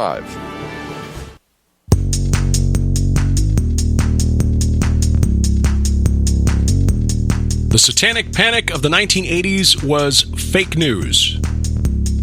Dr. Gregory Reed of Youth Fire Ministries joins us next week on A View from the Bunker. Appreciate you listening tonight, whether it's at VFTB.net, Spreaker.com, or anywhere else fine podcasts are sold. Some final thoughts as we wrap up this year. Thanks again to Tony Kail for really carrying the conversation tonight. Fascinating information, and I know we only, as I said, scratched the surface of a topic that could have taken up several hours just in and of itself, but tonight especially, as I mentioned at the start of the program, dealing with my annual winter sinus thing. So the longer we get into the program here, the more I feel like my brain is swimming through molasses. And so I appreciate your patience as we kind of wade through things here tonight. It seems that at least once or twice a year we run into another claim that the prophecy is about to be fulfilled because we're about to have another lunar eclipse. And I go to this website a lot, and I do respect their reporting. That's Breaking Israel News, breakingisraelnews.com. They do have an Orthodox Jewish perspective, and a lot of their stories are aimed at building bridges between Christians and Orthodox Jews. But a lot of their stories really, I think, try to see more than what's really there in terms of prophetic fulfillment. Now, having said that, do know that I believe we are living in prophetically significant times. That's one of the reasons we're so excited about going back to Israel this year. The Sanhedrin, the reconstituted Sanhedrin, consecrating the altar for the third temple.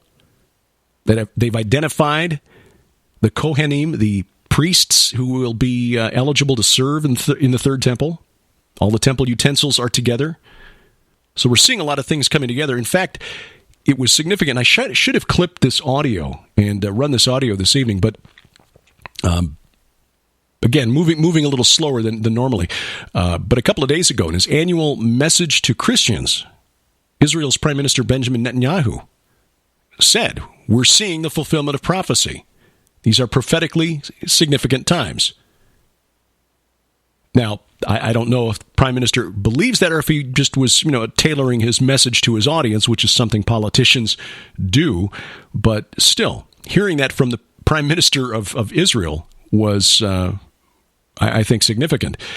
Well, as we come into 2019, in just a couple of days, less than 48 hours from now, a little over 24 hours from now, actually, here in the Central Time Zone in the United States, a super blood moon will pass over Washington, D.C., in January. This will be January, if I get the dates right here, at least made enough, thought ahead enough to save that. January 20th and 21st. Should be visible throughout all of the United States. Here in the Central Time Zone, it'll begin at about 10 past 9 p.m. That's 10:10 p.m. Eastern Time, 7:10 p.m. Pacific. It will run through about 1:15 a.m. Central Time. The middle of the totality, 11:12 p.m. here, 12:12 a.m. Eastern Time, January 21st. So a really good look at a total lunar eclipse. Now, the reason there are some who are pointing to this as significant prophetically is because it falls on a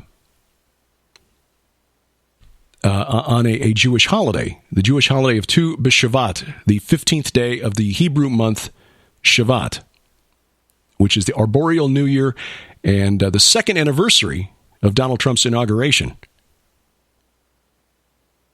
Okay, and this is this has been brought to the attention of the folks at Breaking Israel News by the founder of El Shaddai Ministries, Pastor Mark Biltz. Now, I've met Mark a couple of times at prophecy conferences in past years, had the opportunity to interview him a couple of times. You can find those interviews in the archives at VFTB.net, by the way. And like Mark, very nice guy, and I think he's sincere. But we have to remember, whenever anyone points to a total lunar eclipse as somehow significant because it falls on a Jewish holiday, we just have to remember that Judaism is based on a lunar calendar, which means that every full moon is going to fall on the 15th of a lunar month. Every new moon, which is when the moon, you just get that very teeny first sliver, is going to be the first day of a new month.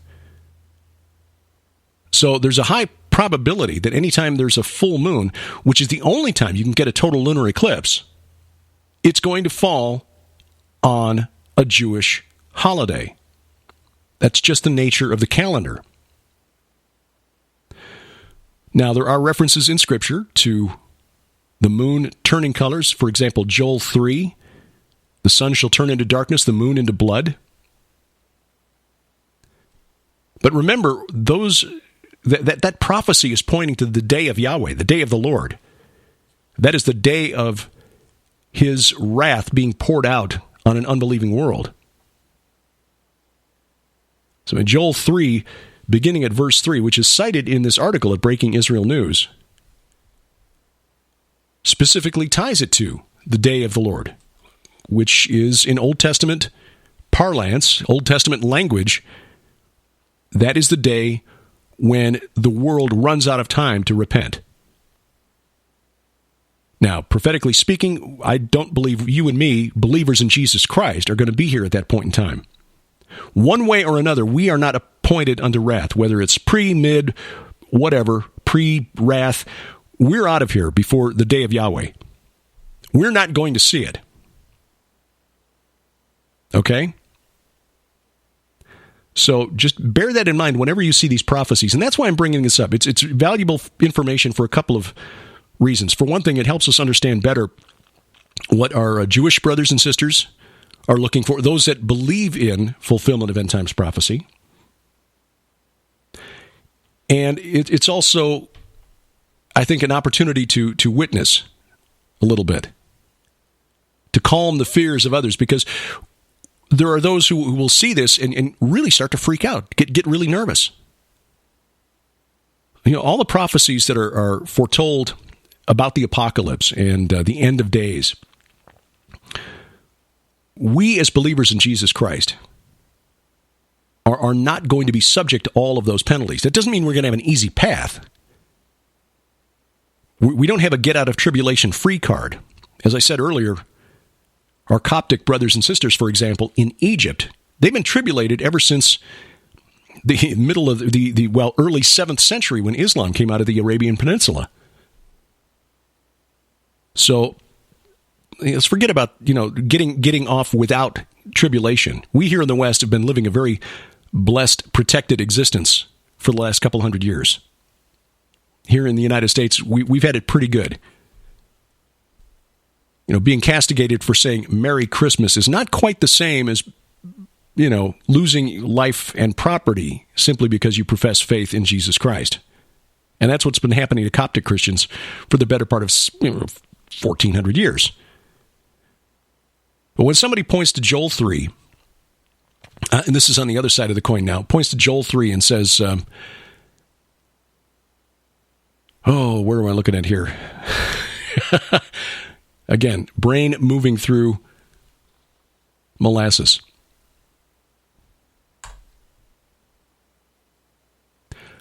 I will gather the nations, bring them down to the valley of Jehoshaphat, and I will enter into judgment with them there on behalf of my people, my heritage Israel, because they have scattered them among the nations and have divided up my land, and have cast lots for my people, and traded a boy for a prostitute, sold a girl for wine, and have drunk it. By the way, the gathering the nations down to the valley of Jehoshaphat, that's a reference to Armageddon. Okay, I'm looking at different translation of what they cited in the article there. I will show wonders in the heavens and on the earth, blood and fire and columns of smoke. The sun shall be turned to darkness and the moon to blood. This is Joel 2, beginning at verse 30. Divided differently, apparently, in the translation they're using there at BIN. The sun shall be turned to darkness and the moon to blood before the great and awesome day of the Lord comes, the day of Yahweh comes. So this is talking about, the last days.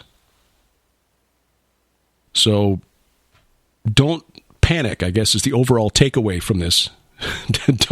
Don't panic, because we're not going to see the blood, fire, pillars of smoke, the sun turning to darkness and the moon turning to blood. Yes, we'll see a blood moon, and there may be some significance to it because it falls on a Jewish holiday. But on the other hand, maybe not, because a high percentage of full moons, and thus full moon, total lunar eclipses, will fall on Jewish holidays. I've taken what could have been said in about 4 minutes and stretched it out to 10 10. So I apologize again, just kind of slogging through here as we try to get to the end of this. But anyway, that's coming up January 20th and 21st. If nothing else, it is a cool astronomical event. Don't miss it. Here in North America, we should be able to see it very clearly on the evening of January 20th of 2019.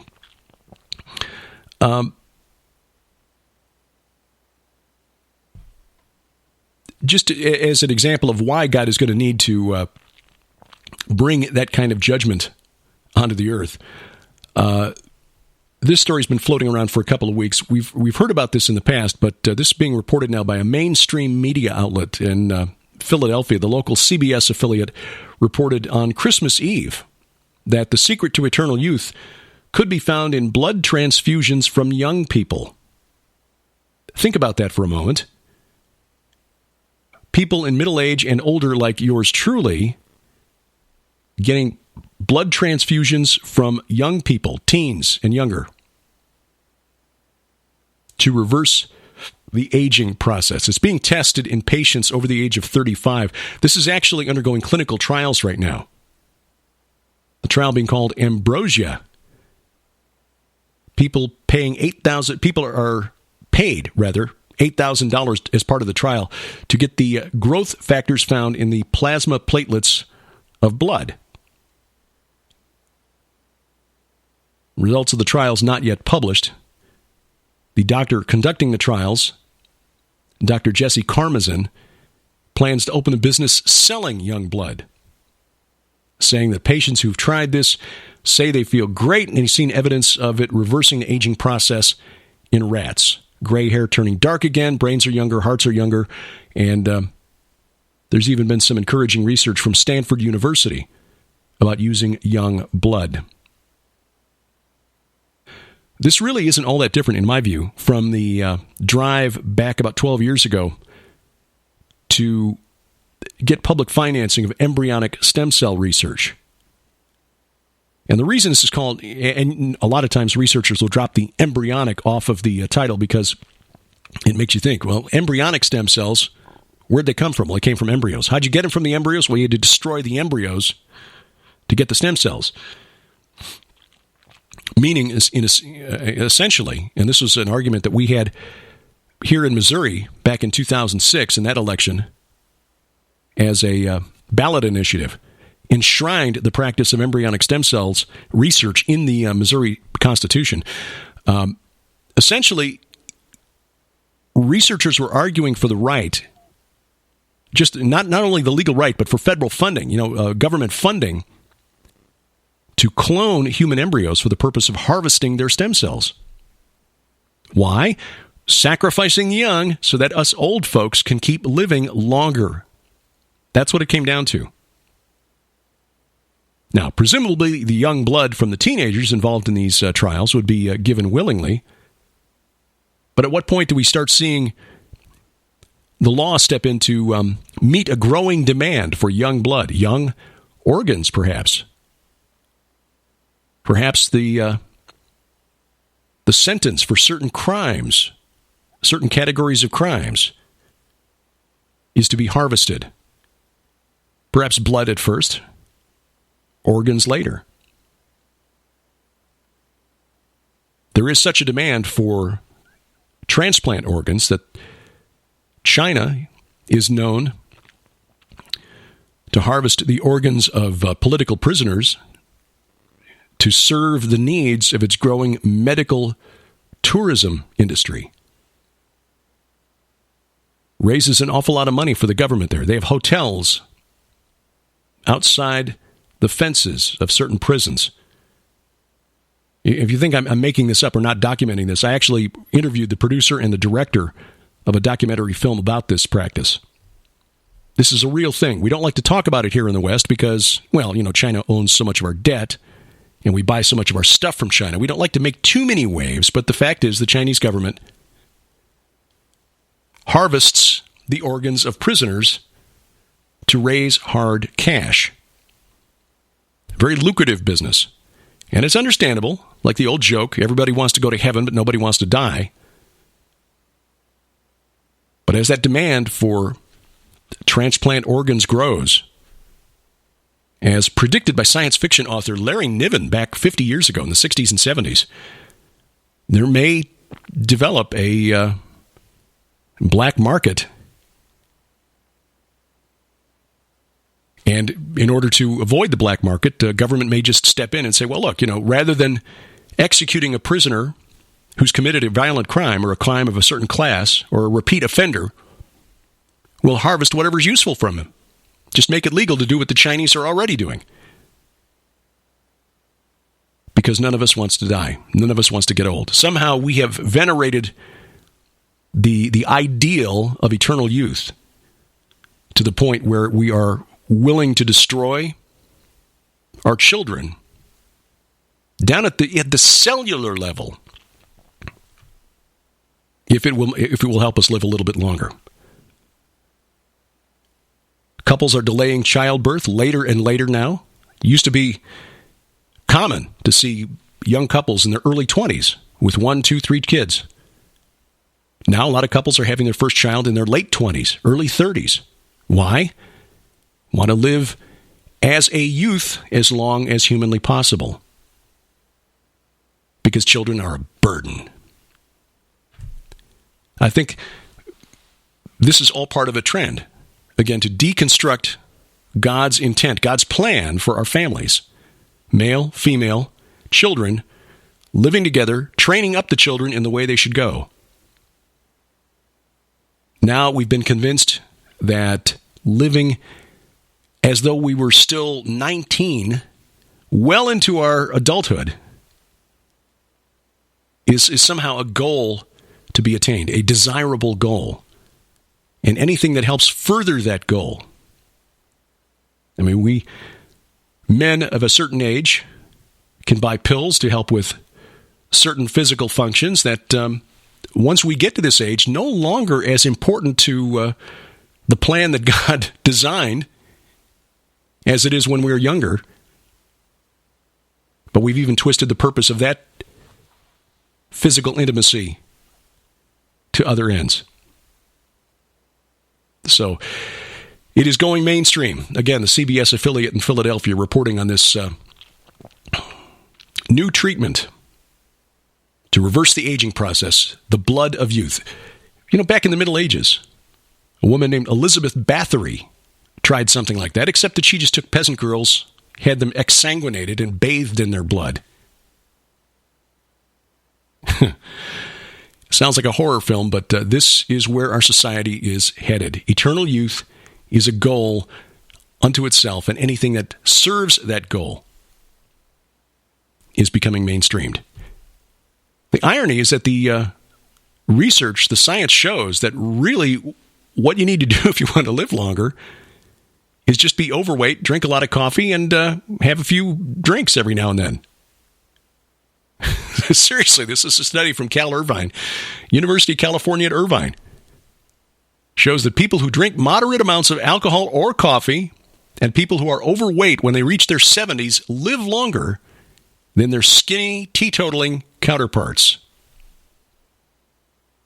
This is data collected from 14,000 people in a 1981 study called the Leisure World Cohort Study, along with 1,600 participants who enrolled in the 90-plus study, which began in 2003. Researchers at Cal Irvine, their Institute for Memory Impairments and Neurological Disorders, wanted to find out why people lived longer.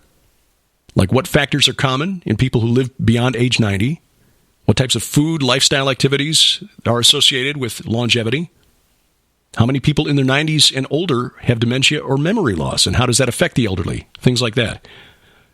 And they found that people who drink moderate amounts of alcohol or coffee live longer than those who abstain.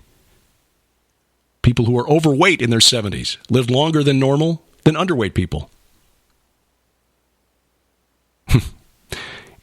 Now, they did say that over 40% of people age 90 and older suffer from dementia.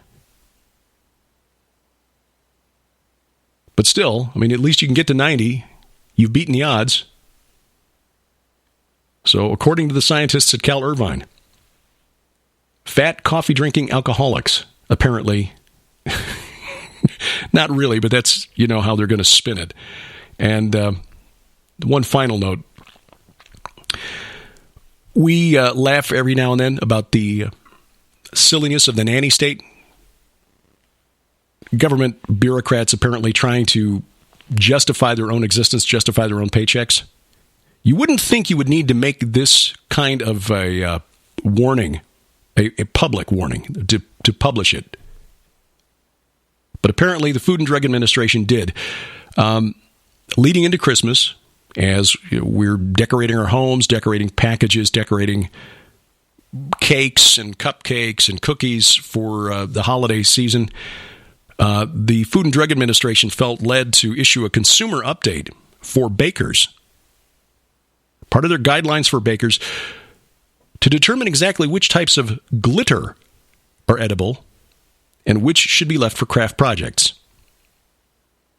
Now, I know edible glitter is a thing, but the FDA actually felt led to remind bakers before the Christmas season to make sure that the glitter you're putting on your cupcakes is edible before you eat it.